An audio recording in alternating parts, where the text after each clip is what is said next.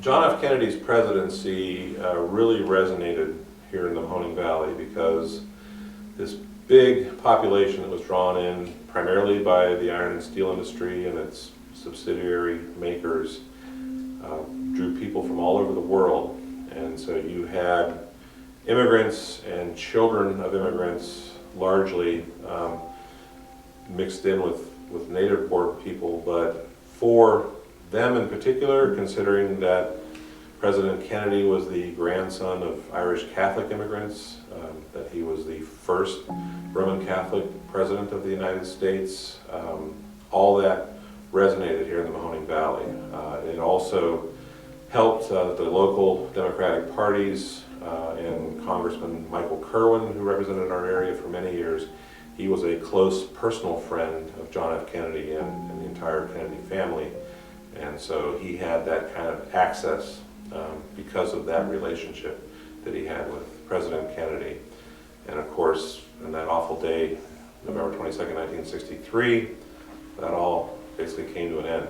And the whole country reeled, mourned. It was a really horrible time in our history, the days and weeks after the assassination, and it was felt very personally by local people here in the Mahoning Valley.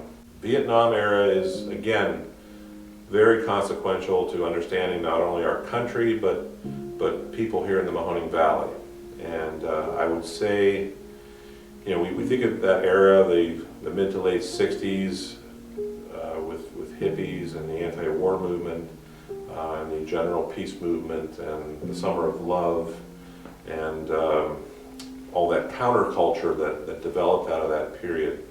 There were elements of that here in the Mahoning Valley, but not in any great length. I would say people here, it was a Democratic Party stronghold, but people supported Congress and the presidential administration, and if the administration was telling everybody that we needed more intervention and presence in Vietnam because of the threat to freedom throughout the world, people said, yeah, we go with that. A number of local people went into the armed services to serve during Vietnam, and several dozen, maybe like more than 100, were killed during that effort.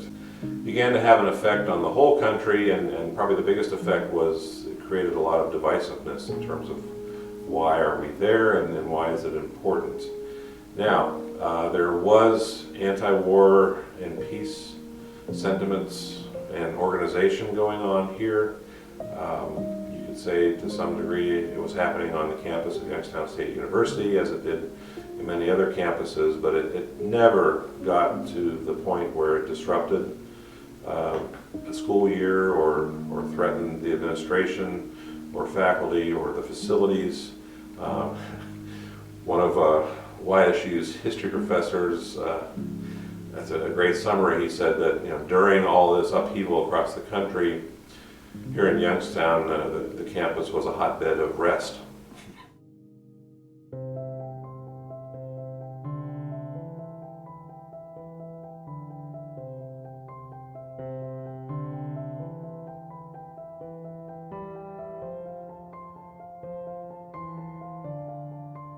The Youngstown Playhouse stayed on a steady path of growth. A theatrical drama was not the best idea for January of 1964, but the Playhouse took a chance and trotted out a production of The Little Foxes. Vindicator critic Fred Childress was not impressed, as he called out the Playhouse production for failing to bring out the characters in the play. But better things were on the way in January. It was announced that Ella Gerber would return to direct the upcoming production of See How They Run. Gerber had a huge following with both Playhouse personnel and Playhouse audiences. This popularity led to her being signed as Director-in-Chief for the 1965-1966 season. The Youngstown Playhouse was reaching a peak in its popularity. The Youngstown Playhouse to me has been a place throughout my life where I could go either to watch entertainment or to provide entertainment. Since I was a very small child, I've been coming here to see shows and then started doing them. And to the community, I think it's one of our pillars. I think it's one of our institutions in this town. Going on 100 years old, I think Youngstown has supported this playhouse and needs it because of that. So I think it's one of Youngstown's great art centers. When I was in my late 20s, I had not done theater before in my life, and I always thought it was something I would like to do. So I came and auditioned, didn't make the first play, but I got the second show, and ever since then it's just been, I've really been bit by the bug. It had a lot of good friends that came out of being here, and I cherish those experiences, and I'm glad that they happened. As 1964 moved along, it would herald other changes at the Playhouse. Paul Kimpel would be hired as a new technical director, replacing longtime technical director James R. Harrington. Kimpel would remain in the technical director position for many years and designed some of the best scenery ever placed on the Playhouse stage. On the office side, managing director Martin Magner would resign and head to California, leaving Gerber to pick up his duties temporarily. The spring of that year would see the stage debut of Jackson Moody in Take Her She's Mine. Moody was a towering figure with a booming voice who would go on to become one of the most successful Playhouse character actors in many years. The Women's Guild had become a vital part of the Playhouse family, raising thousands of dollars for the theater. To lead off the next Playhouse fund drive, the Guild launched a telephone campaign from the store window of a downtown Youngstown business. That campaign proved to be very successful. After Gerber's productions of The Miracle Worker and The Desperate Hours, she was on the move again, this time to New Zealand and New York to direct 2 productions of Porgy and Bess. At that time, she was the only woman to have ever directed the Gershwin classic. Meanwhile, Playhouse alum Biff Hartman landed a role in the Broadway-bound production of Everybody Out, The Castle is Sinking. Although the play bombed in pre-Broadway tryouts in Boston, Hartman got her first big break for her efforts.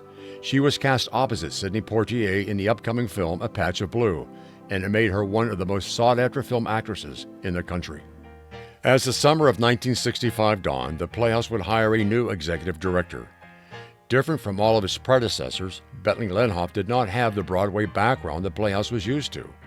What he did have was a thoroughly professional approach to all facets of theater. And he read an ad in the billboard and it was this job, and he applied and he came for an interview. And they seemed to like him, and he thought the building was fantastic and it had the beginnings of a great theater. And you have to realize that Bentley had his own theater. We had built our own summer stock theater, and he was a manager, and he was very into bookkeeping and had a lot of skills. And of course he was from academia, and I think that appealed to the people at the Playhouse, and they just seemed to mesh. They liked what he had to offer, and what he liked was that theater should be professional, and he could see that this was not a little theater. It was going to be something big if he had anything to say about it.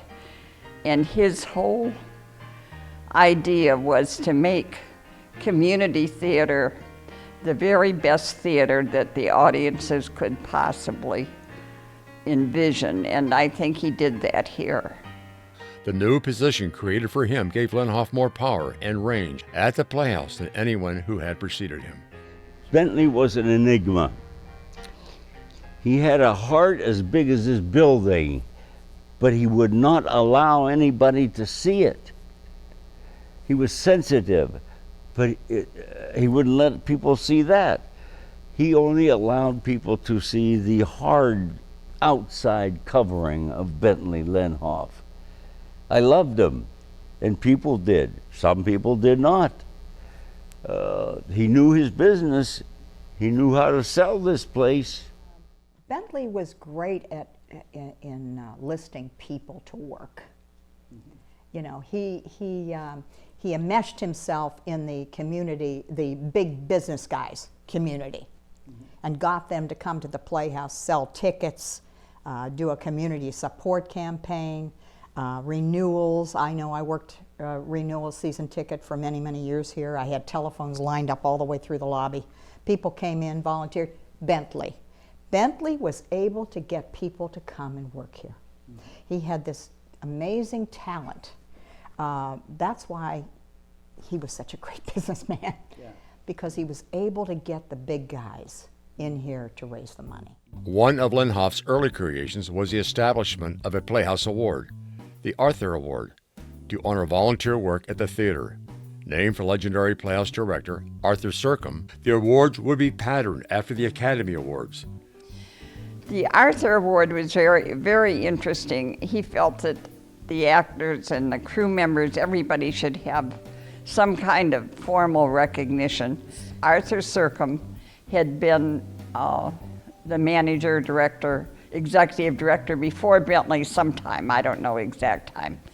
And Bentley had had conversations on the phone with Arthur. He really liked Arthur, and he felt that it would be a nice way to honor Arthur, so he wanted the awards to be named the Arthur. And so they were, but funnily, Arthur was not pleased. He was not at all. Evidently, he must not have left the Playhouse in good terms. I don't know. He did not want his name associated with the awards, but they were, and they have been, and they should be. The timing of the awards was significant, since Playhouse alum Biff Hartman had recently been nominated for Best Actress for A Patch of Blue. Season 43 had many high points, with the productions of Ah, Wilderness, Catch Me If You Can, and A Man for All Seasons. But the unquestioned highlight was the Playhouse production of Showboat. Directed by Robert Baker, it would see the return of John DeMaine as musical director. DeMaine was at that time studying for his master's degree at Juilliard. The review by Fred Childress echoed the production's quality. The Showboat for Showboat is a work of art. So are the other sets, notably the Chicago World's Fair, complete with Ferris wheel in the background. I want Paul Kimpel, Playhouse scenic designer, to take the first bow for the success of the musical, which the Youngstown Players opened Friday night under the direction of Robert Baker. Showboat is a beautiful production visually, with gorgeous costumes complementing Kimpel's designs and Harold Head's lighting making the most of both. Playhouse memberships continued to climb by the end of the 1966-1967 season. It numbered 4,400 members. That season would also see Charles H. Owsley Jr. be elected as president of the Playhouse, replacing Harold Sittick, who was stepping down. Owsley's election was significant, since both of his parents served in the office in previous years.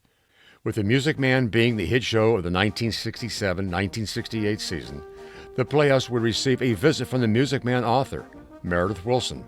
The show, starring John Griffith and Shelley Petro, with direction by Dean Norton, musical direction by Janice Aubrey, and choreography by Dana Snyder, holds legendary status at the theater to this day. The Playhouse was spewing out professional talent in every direction. It was only a matter of time before John Kenley and his Kenley Players, based in Warren, Ohio, would take notice. Kenley operated the largest professional summer stock circuit in the country at that time. Having worked with the legendary Schuberts in New York, Kenley knew every facet of theater. Every major star of the day worked for Kenley in his summer shows. That was also true of almost every major actor and tech person from the Youngstown Playhouse. He knew talent, and he groomed many Playhouse people for professional careers. With Janice Aubrey being a musical director at Kenley, we did Fiddler on the Roof at the Playhouse, and Lord knows I forget the year, it might have been 72 or 73, and Leo Muller, who was a choreographer at Kenley, directed the show here at the Playhouse. Well, they all encouraged me to go and audition for John, and for 2 years in a row, I took my Snoopy number, Supper Time, from You're a Good Man, Charlie Brown, and sang it and danced it for John. And he would sit there and say, "Darling, you belong in the theater." And finally, the third year, they called me up to do a specialty routine in the show She Loves Me. And John loved it.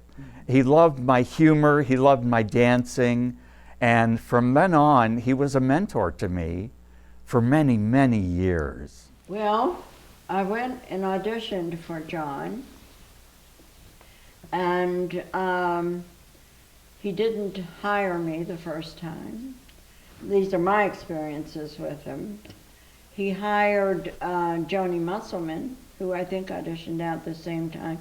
There were three of us who had just done The Three Princesses of Ababu at the Temple in Kismet with Shai Loxon. Oh yeah, I remember Shai, yeah.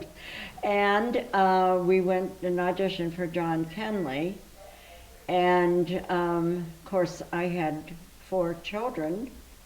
And little did he know that I needed a job. And so anyway, but I didn't get hired. But someone during the season broke their ankle. So he called me, and I went over and I did a show for him.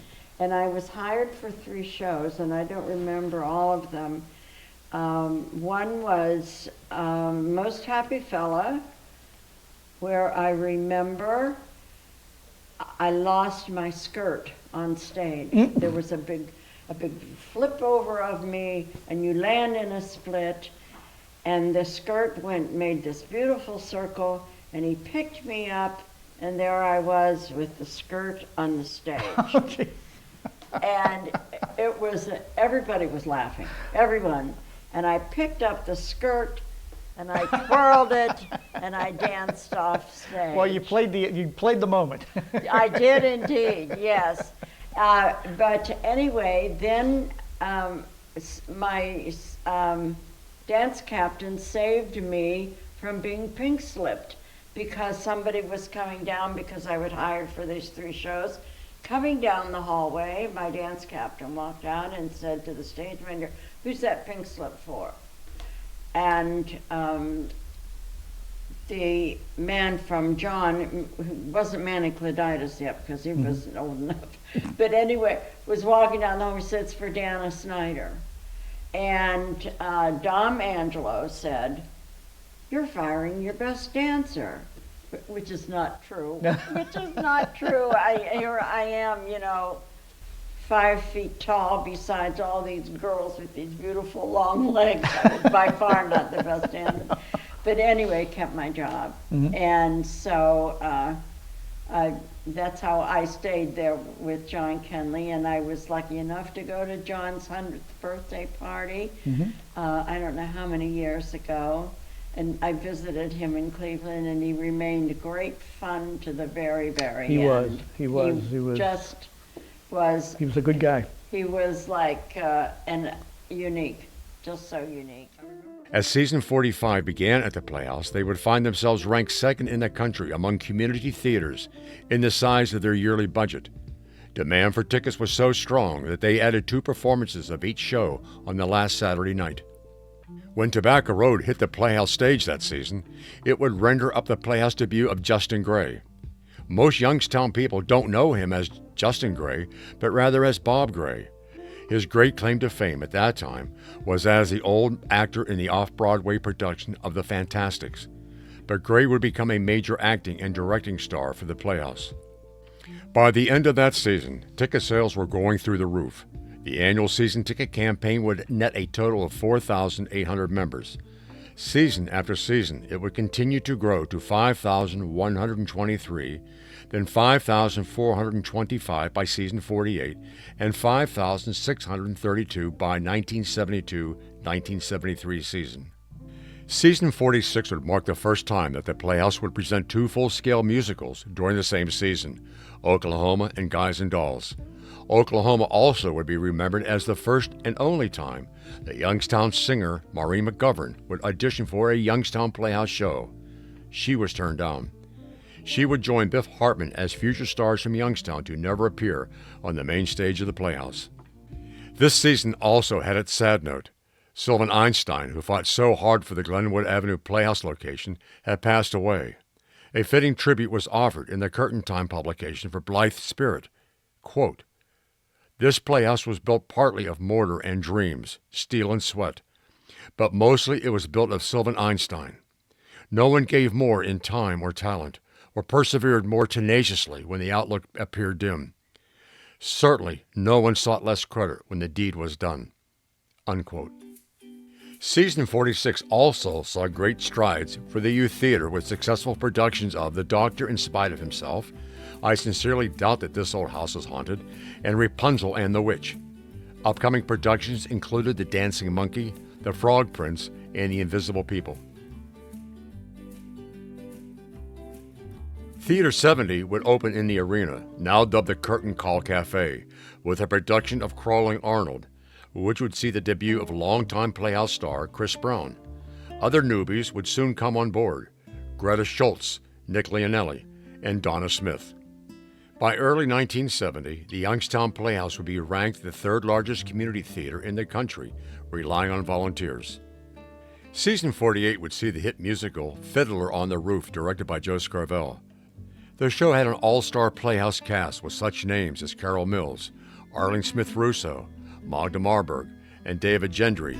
Fiddler was the most attended and most successful show in Playhouse history at that time, selling 10,500 tickets over its 5-weekend run. The Playhouse was running in high gear as it entered season 49. One Flew Over the Cuckoo's Nest opened that season with one of the most star-studded Playhouse casts ever: Chris Brown, Barbara Silverman, Nick Leonelli, Lynn Kirkwood, Jackson Moody, and Richard Kepley, to name a few.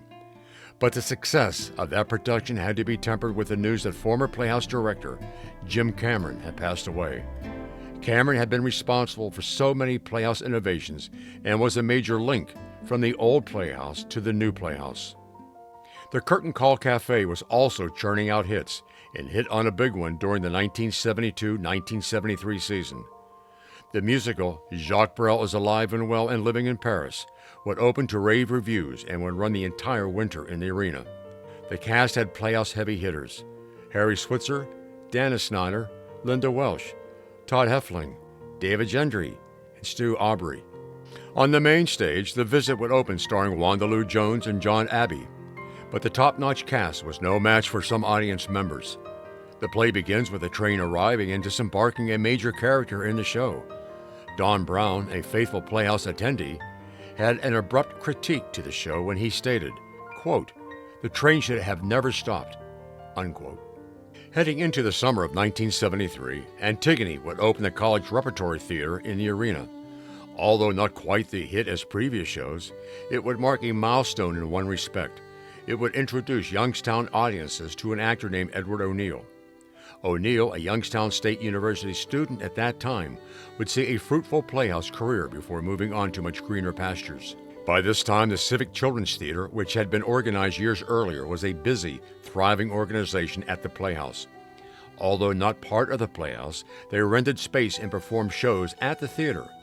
Daytime shows for schools were popular at this time, and it was not unusual to see the Playhouse parking lot crammed with school buses, full of students to see the next CCTY production. The Youngstown Playhouse was now entering their 50th season. The first 50 years had been very good to the Playhouse. Audiences were crowding the theater, ticket sales were soaring, a new balcony had been added to the theater, and the Civic Children's Theater was getting students involved in all facets of the performing arts. The next 50 years was just about to begin.